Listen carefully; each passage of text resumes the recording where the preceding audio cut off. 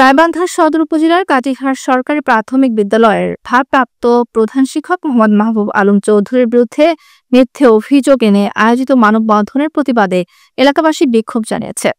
আজ দুপুরে কাটিহার সরকারি প্রাথমিক বিদ্যালয় প্রাঙ্গণে সচেতন এলাকাবাসীর উদ্যোগে এ মানববন্ধন অনুষ্ঠিত হয়।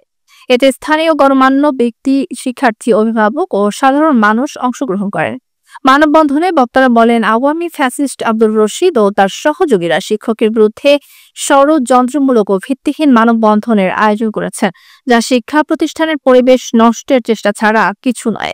এ সময় বক্তব্য রাখেন বিদ্যালয়ের ভারপ্রাপ্ত প্রধান শিক্ষক মোহাম্মদ মাহবুব আলম চৌধুরী, স্থানীয় সমাজকর্মী জুবাইর রহমান, রুহুল আমিন, মিলন সরকার সহ আরও অনেকে। বক্তারা আরও বলেন, একজন নিষ্ঠাবান শিক্ষককে হেয় প্রতিপন্ন করার এই ষড়যন্ত্র সফল হতে দেওয়া হবে না। তার প্রশাসনের দৃষ্টি আকর্ষণ করে ঘটনার সুষ্ঠু তদন্ত ও দোষীদের বিরুদ্ধে ব্যবস্থা নেওয়ার দাবি জানান।